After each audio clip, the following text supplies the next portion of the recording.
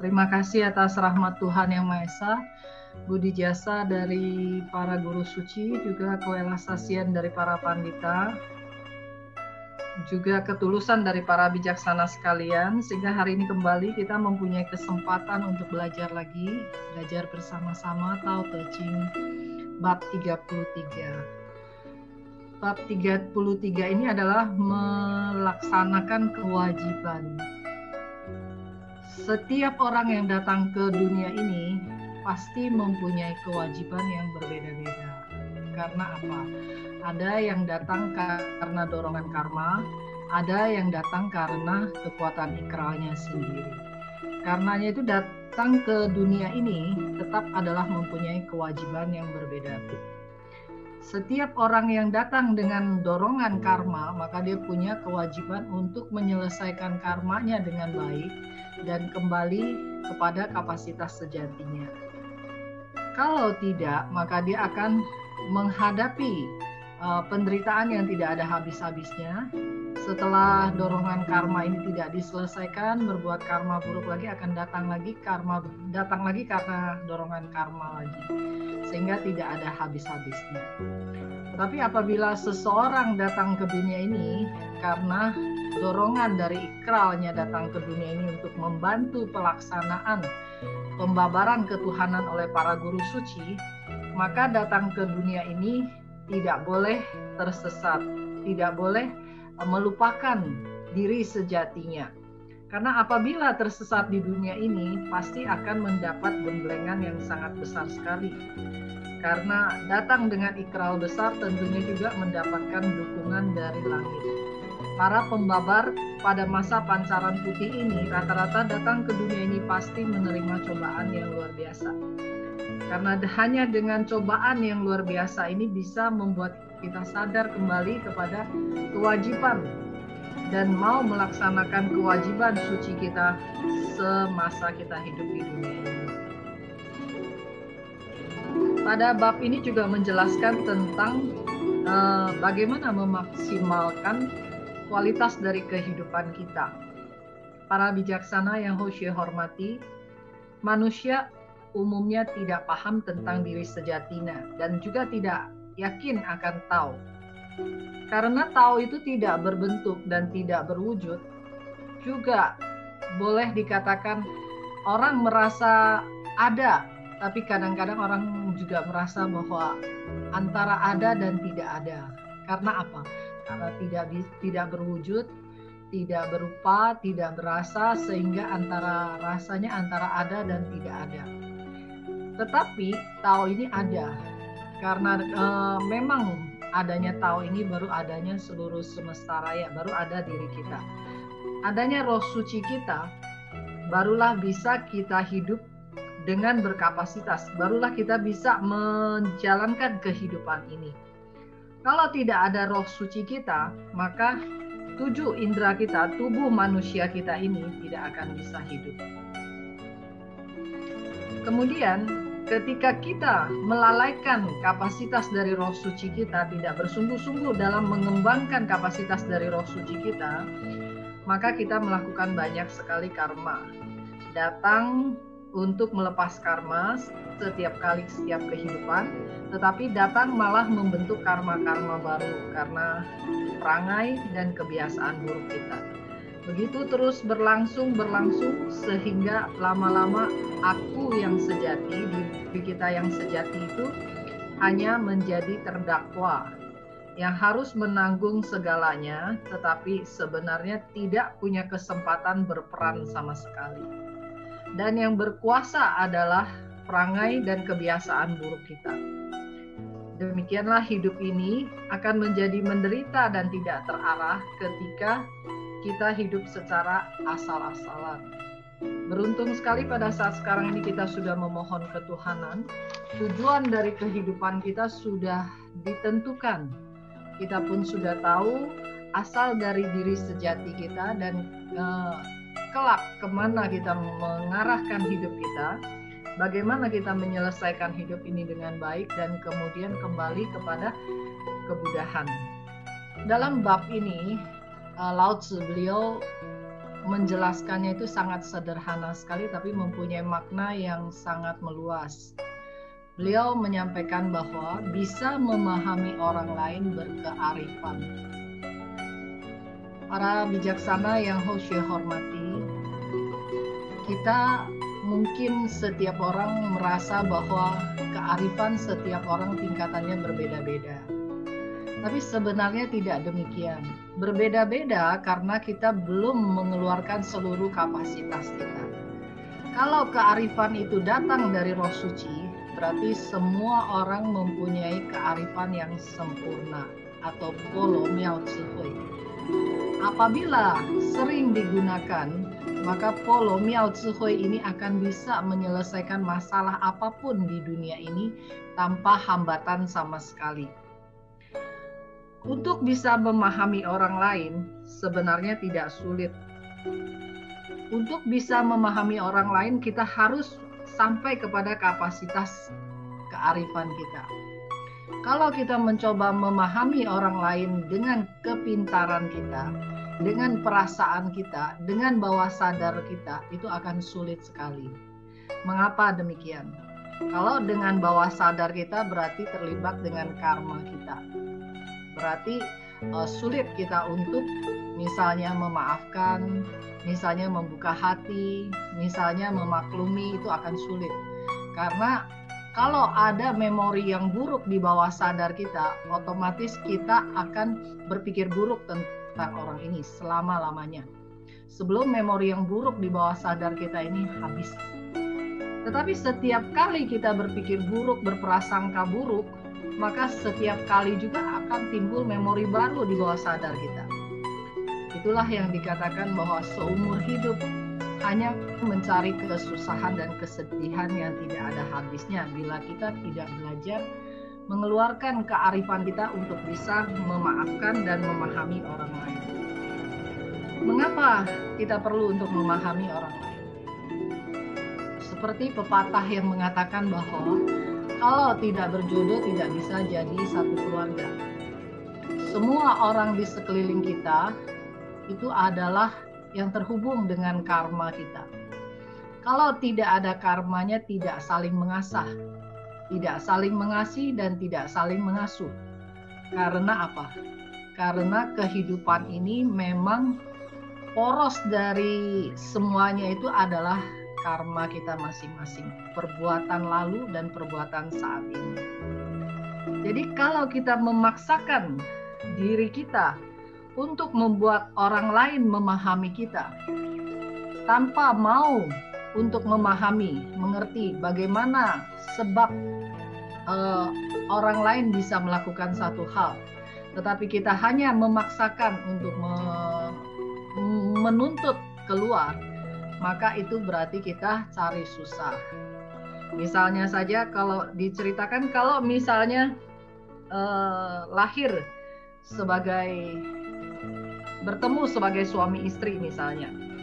Suami istri itu biasanya ada pasangan yang datang karena karma baik, itu rukun dan sangat baik. Tapi ada juga yang datang karena karma buruk. Dan datang karena karma buruk pasti akan saling menggembleng, saling mengasah. Tetapi walaupun demikian, tidak berarti bahwa datang dengan karma buruk semuanya akan berakhir buruk. Tidak harus demikian. Kalau kita memahami hakikat yang terjadi di semesta raya ini, sebenarnya tahu mengatur segala sesuatu menjadi baik dan lebih baik. Kecuali kalau kita melanggar hakikat tahu itu.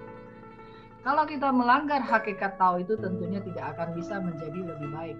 Malah kita akan hancur, kita akan berantakan.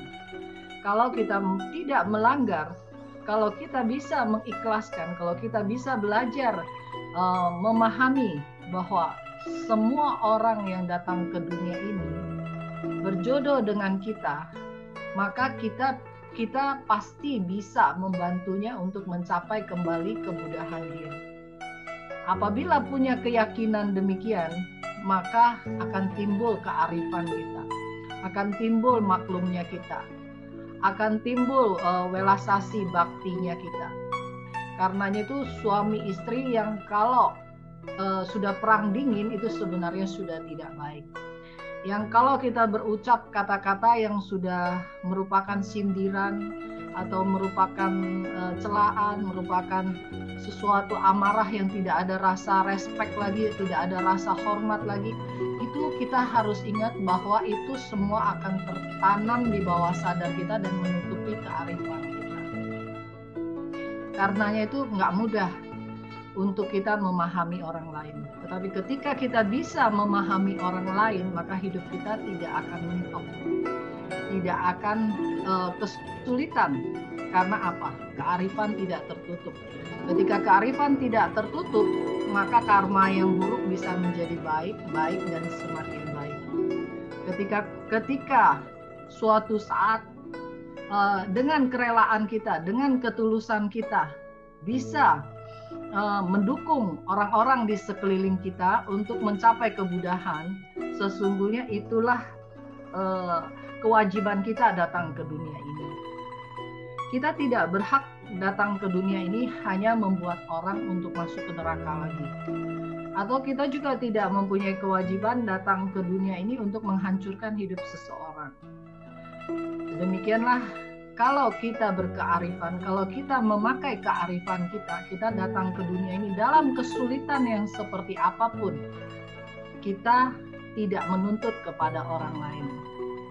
Karena kalau kita menuntut orang lain berubah, itu namanya kita cari susah. Karena pada hakikatnya dia membawa karma yang seperti itu. Hakikatnya dia memang harus menjalani takdir yang seperti itu, kekurangan dan kapasitas kemampuan yang berbeda dengan kita.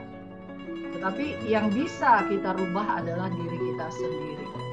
Ketika kita merubah diri kita sendiri, kita mengeluarkan kapasitas kita, kearifan kita bisa meneliti orang lain, kita benar-benar bisa membantu dia dengan tulus apapun kondisi dia.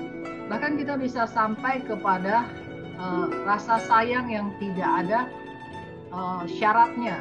Kita sampai kepada kebebasan yang seperti yang dialami oleh para Buddha. Karena itu para Buddha, para suci itu memahami bahwa hakikat di semesta raya ini, Tao itu tidak bisa dilanggar. Tidak bisa kita mau merubah hidup orang lain seperti kita lebih pintar daripada takdir dia. Kita lebih hebat daripada pengaturan langit. Tidak bisa demikian. Karena hakikat Tao itu pasti. Hakikat Tao itu mandiri. Sesuatu yang harus terjadi, terjadi. Yang bisa merubah keadaan ini hanyalah kita punya keluhuran. Diri kita sendiri. Kita tidak memperburuk keadaan. Kita berusaha untuk membuatnya menjadi netral. Jadi demikianlah memahami orang lain itu adalah berkearifan. Berkearifan itu adalah kung teuliang. Besar sekali pahalanya. Jadi dalam kehidupan ini ada kalanya kita suka saling berargumentasi dalam hal harga diri. Kalau yang satu mengatakan begini, yang lain akan membalas lagi. Ketika kita menunjukkan energi yang kemarahan, energi sindiran, energi nggak respect kepada orang lain, nggak hormat kepada orang lain, apakah kita berharap orang itu akan merespek kepada kita, menghormat kepada kita dengan energi yang baik? Karena pada dasarnya kita sudah merusak perasaan dia yang tentram. Ketika kita memancarkan energi-energi yang tidak baik-baik ini, otomatis orang akan melindungi dirinya, akan melawan balik. Kecuali kalau kita ketemu dengan orang suci ya. Kalau orang suci tidak mau, orang suci paling-paling mengalah, berlapang dada. Tetapi kalau orang-orang yang masih terhubung dengan karma kita, maka kita akan memperburuk dengan tidak memaklumi, dengan tidak memahami bahwa orang lain juga dalam perjuangan, orang lain juga dalam proses karmanya sendiri-sendiri. Karenanya itu penting bagi kita untuk berkearifan. Kemudian dengan menaklukkan Kemudian dikatakan bisa memahami diri sendiri adalah terang.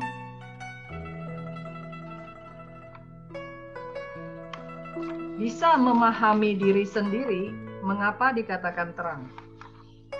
Karena kalau kita paham bahwa kita semua punya kapasitas kemudahan dan kita punya keluhuran yang tidak berubah, kita punya kearifan yang tidak berubah, pada dasarnya hati kita adalah terang cemerlang. Sebenarnya kita yang bisa membantu dunia ini ke arah yang lebih baik. Tetapi kebanyakan manusia di dunia ini tidak mau memakai yang terang ini. Mengapa dikatakan tidak mau memakai yang terang ini? Buddha menyampaikan bahwa manusia itu mempunyai 5 macam, sebenarnya roh suci kita mempunyai 5 macam tahapan penglihatan. Jadi kita sebut saja punya 5 mata. Mata yang pertama itu adalah mata jasmani, mata yang melihat segala bentuk. Mata yang kedua adalah mata kearifan. Mata yang ketiga adalah mata langit. Mata keempat adalah mata dharma. Mata kelima adalah mata Buddha. Kalau umumnya manusia di dunia ini karena tidak sadar, maka dia hanya menggunakan mata badan saja. Apa yang dia lihat, dia rasakan, kemudian dia respon kepada orang lain apa adanya. Tapi mata yang dari badan ini terpengaruh oleh perangai dan kebiasaan buruk kita, terpengaruh oleh karma kita. Kenapa? Yang kita suka lihat, kita sukai, kita bilang bagus. Yang kita tidak suka lihat, kita bilang kita tidak suka, kita benci. Karena itu mata badan ini, mata jasmani ini adalah sesat, adalah tidak terang. Kita suka, kita melihat kebaikan orang lain. Kita tidak suka, kita mencari-cari kesalahan orang lain. Jadi mata badan ini adalah sifatnya penuh dengan kesesatan, nafsu, hanya memuasi keinginannya sendiri. Kemudian mata yang kedua adalah mata kearifan. Kadang-kadang kita bisa melihat ada orang yang dia sangat mudah sekali membedakan mana yang benar, mana yang tidak benar. Rata-rata para dewa-dewi itu memiliki mata kearifan ini. Karena memiliki mata kearifan ini baru bisa mencapai dewa-dewi. Jadi mata kearifan ini adalah polomial tsuhui kita yang memang sebenarnya setiap orang ada. Ketika kita membina dan menggembleng, kita bisa melihat segala sesuatu itu berbeda dengan apa yang dilihat oleh orang lain. Kita bisa melihat sebabnya, misalnya kita bisa tahu, misalnya kita ketemu dengan seseorang, kita langsung bisa tahu, oh orang ini nih sifat karakternya bagaimana cara menghadapinya. Oh orang ini sebabnya dia bisa begini karena karmanya kenapa. Oh saya tidak boleh menjahati orang lain karena apa. Itu semuanya muncul dengan sendirinya. Kearifan ini bisa menciptakan kehidupan yang rukun, kehidupan yang sejahtera. Tetapi itu tidak cukup untuk bisa membuat seseorang menyelesaikan seluruh masalah dalam kehidupan ini. Walaupun mata kearifannya terbuka, ada kalanya kita masih menebak-nebak. Ada kalanya kita juga akan masih terjebak oleh mata badan. Tidak bisa membedakannya. Yang ketiga adalah mata langit. Yang disebut dengan mata langit itu adalah mata bodhisattva. Yaitu kita bisa memahami bahwa Tao itu memang ada. Walaupun tidak berbentuk, tapi walaupun kita nggak tahu gambaran keseluruhannya, tetapi kita tahu itu ada. Sama seperti kita tahu bahwa Tuhan ada nggak? Ada.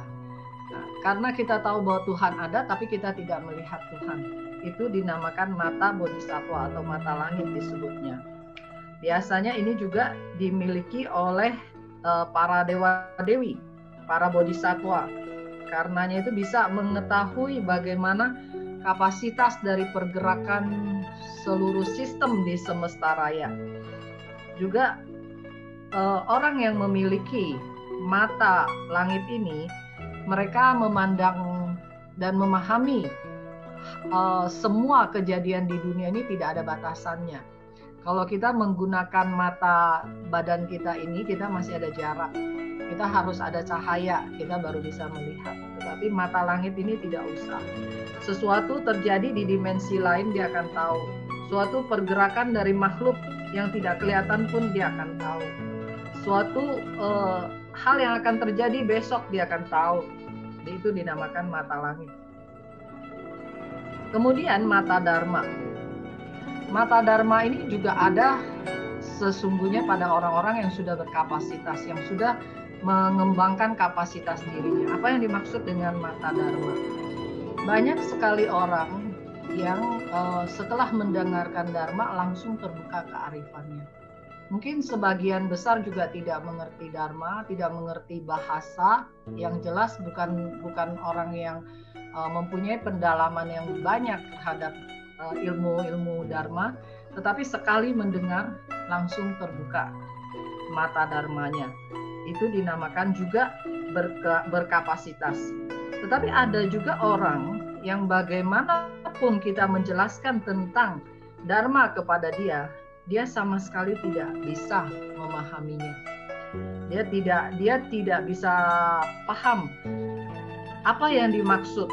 Seperti ada lapisan-lapisan yang menutupi diri dia untuk memahami. Padahal bagi orang lain sekali mendengar langsung tahu. Orang yang memiliki mata dharma ini, dia bisa memberikan penjelasan dan memahami fenomena dunia ini dengan sangat mudah. Dan kemudian yang terakhir adalah mata Buddha. Mata Buddha adalah penglihatan yang melampaui ruang, waktu, dan bentuk. Mata Buddha ini adalah gabungan dari 4 mata sebelumnya. Jadi kalau 4 mata yang di depan itu, penglihatan yang di depan itu tidak akan sempurna kalau tidak digabungkan. Yaitu mata Buddha ini adalah kapasitas yang sempurna dari roh suci kita. Tidak terikat oleh waktu sekarang, bentuk sekarang, dan tidak juga terikat pada yang lampau ataupun yang akan datang. Mata Buddha ini bisa melihat kepada seluruh kondisi, seluruh dimensi dengan sempurna. Bahkan bisa memahami siklus dari Tao dengan sempurna. Karenanya itu Buddha beliau, tidak ada yang Buddha tidak bisa jelaskan kepada manusia. Bahkan Buddha mengatakan bahwa beliau pun bisa melihat bagaimana pergerakan darah, pergerakan sistem di dalam tubuhnya pada sampai kepada hal-hal yang detail yang terjadi di dalam tubuhnya itu beliau bisa paham secara detail. Karenanya itu disebut sudah memiliki mata Buddha. Bahkan beliau bisa tahu kehidupan lampau, 10 kehidupan lampau, 100 kehidupan yang lampau, 1000 kehidupan yang lampau, sampai kepada tidak terbatas. Beliau juga bisa tahu semesta lainnya. Beliau bisa pindah dimensi dengan sangat mudah. Beliau bisa ke alam surga manapun beliau inginkan. Itu dinamakan sudah memiliki mata Buddha. Lalu bagi kita yang sudah Chiu Tao, sudah mendapat petunjuk suci, sesungguhnya itulah keberuntungan kita. Kita sudah dibukakan mata Buddha kita. Hanya saja kita ini belum cukup keyakinan kita untuk bisa mengeluarkan kapasitas kita. Karena kita Sien Chiu Hou Te, kita dapat dulu kemudian kita membina. Lain dengan Buddha pada masa lalu, beliau harus membina sampai sempurna baru bisa mendapatkannya. Bila seseorang mata Buddhanya tidak terbuka, itu berarti dia terikat oleh hati hayalnya, lapisan karmanya, sehingga sangat sulit sekali untuk timbul kapasitasnya ini dengan jelas. Karenanya itu kalau kita memahami diri kita sendiri disebut terang. Artinya kalau kita memahami diri kita adalah Buddha, dan kemudian kehidupan manusia di dunia ini hanyalah bersifat sementara saja. Kita datang ke dunia ini, kita saat sekarang ini ada, tetapi 100 tahun kemudian kita juga tidak ada. 100 tahun kemudian tidak ada, kita akan ada lagi di dimensi lain. Setelah itu berputar-putar begitu saja. Karena kalau kita bisa memahami diri kita sendiri, kita juga harus bisa menaklukkan diri sendiri.